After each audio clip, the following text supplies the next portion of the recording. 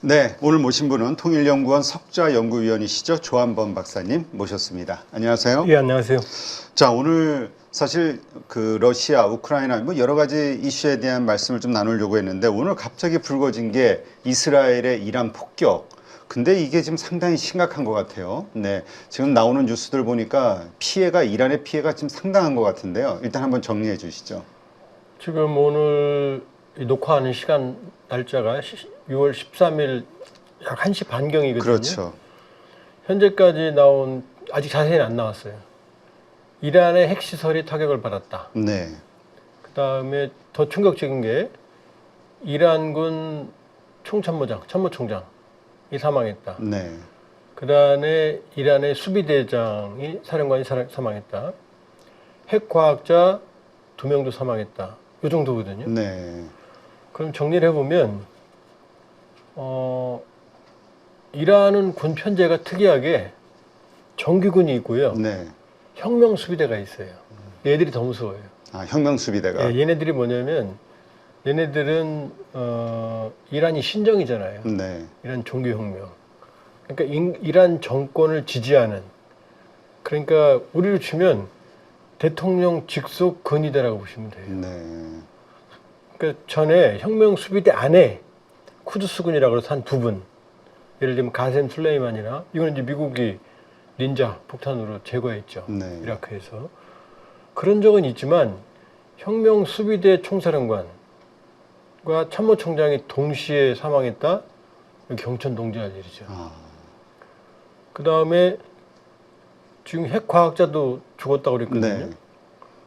그러면 지금 우리가 아직 모르니까. 그렇죠. 지금 아직 더 예. 밝혀질 것들이 많죠. 혁명 수비대 사령부도 때리고 정규군 사령부도 때리고 핵 기지도 때렸는지 아니면 이 사람들이 모여있는데 때렸는지 그게 아직 불명확해요. 네, 만일에 모든 시설을 다 때렸다 그러면은 이거는 사실은 선을 너무 많이 넘은 거고요. 가능성이 있는 건 주요 지휘관들이 회의를 하는 핵시설에서 네, 그때 때렸을 가능성도 배제할 수 없거든요. 자, 이 상황이고요. 왜냐하면 너무 빠르게 지금 진행되니까 그렇죠. 상황 파악을 못해요. 이제 이란 핵 문제를 먼저 보면요. 북핵 문제와 이란 핵 문제는 차원이 다릅니다. 이제 북한은 핵무기를 가지고 있고 그렇죠. 이란은 아직 핵무기는 없어요. 그러니까 핵무기를 만들려고 그러면은 그 고농축우라늄하고요. 네, 그 다음에 플루토늄이 필요하거든요.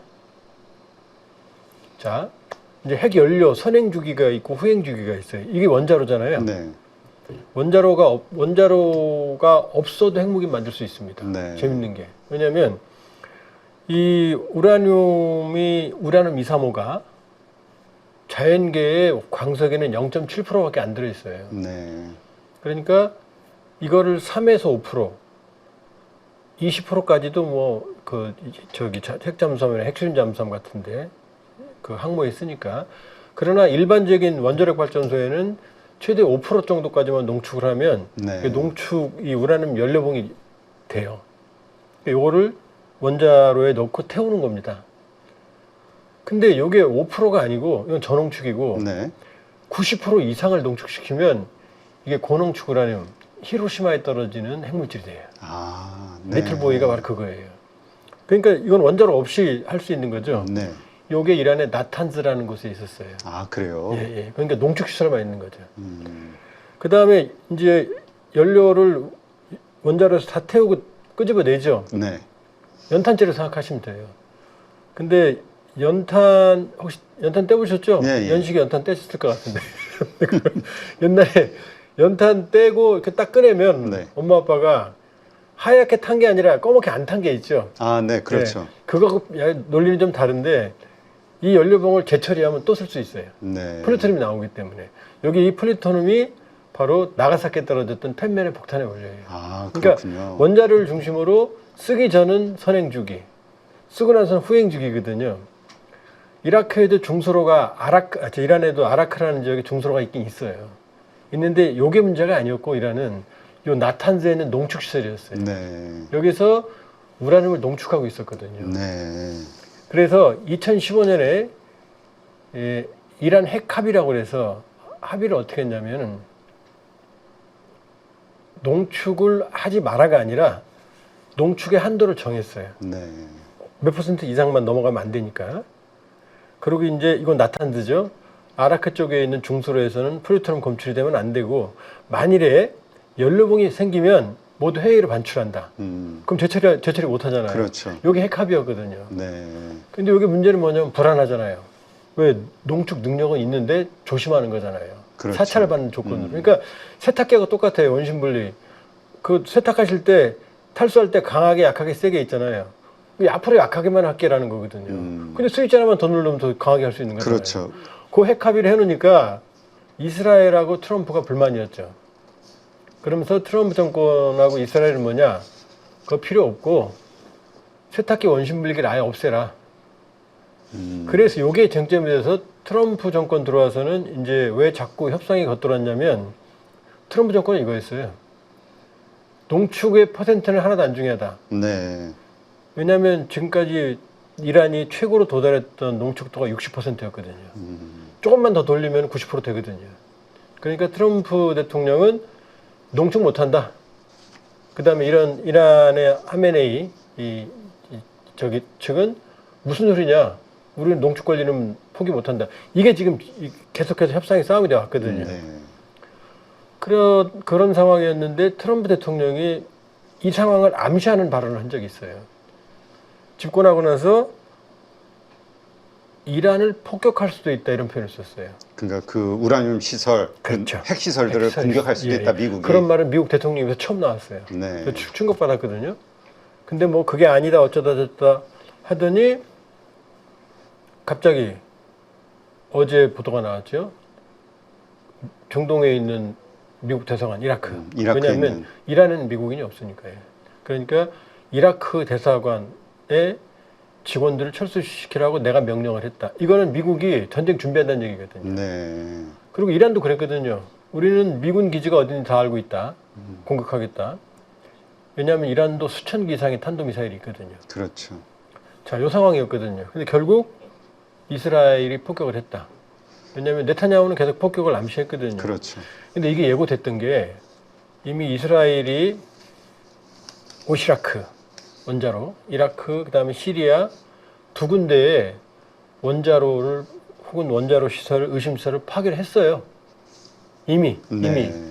그 다음에 이란의 경우도 지금 좀 잊혀졌을 텐데 이란의 저명한 핵과학자를 암살했어요. 네. 몇 년 전에.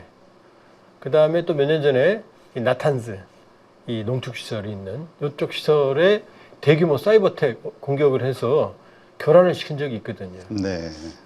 그러니까 결과적으로는 예상됐던 일이다.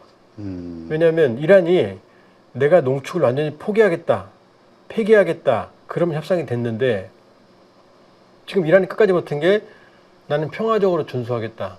농축 권한은 포기할 수 없었다 이거였거든요. 네. 그리고 그리고 이미 이란은 60%가 농축이 돼 있었거든요. 그러면 이스라엘 입장에서는 왜 이렇게 중동 국가에 핵에 집착을 하느냐? 이스라엘은 가지고 있거든요. 그렇죠. 몇백 개 가지고 있다면서요. 예. 그리고 이스라엘이 중동전 때 실제로 핵탄두를 폭격기에 탑재한 적이 있어요. 이 골란고원부터 시작해서 이스라엘 전선이 붕괴될 상황까지 갔었거든요. 네. 근데 기적적으로 이스라엘 기갑 부대들이 예비대를 투입해서 그걸 막아냈거든요. 네. 그래서 폭탄 투하를 안 한 적이 있거든요.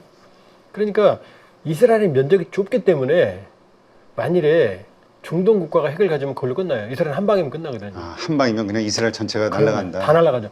몇 방이면 주요 도시 몇 방이면 이스라엘 아예 없어져요. 그러니까 이스라엘은 어느 경우든 중동 국가가 핵을 가지는 것 혹은 가질 수 있는 잠재력을 확보하는 거는 막는다는 게 4월간 목표였거든요. 네. 그러니까 지금 이스라엘이 남의 국가를 공격하고 폭격한 건 그건 불법이 나쁜 거죠. 그러나 냉혹하게 보면 이스라엘 입장에서는 이란이 농축 능력을 유지하고 있다는 것 자체는 언젠간 폭격할 거라는 걸 예고했던 거하고 마찬가지예요. 그러니까 그게 지금 현실화된 겁니다. 그러니까 이번에 공격하고 나서 네타냐후 총리가 낸 성명을 보니까 이란은 그동안 몇 년 동안 핵무기 9개를 개발할 만한 우라늄을 확보해놨다. 그러면서 이제 더 이상 못 먹겠다. 그래서 그 말씀하신 나탄즈를 공격한 것이다. 이렇게 이제 이야기를 하긴 했네요.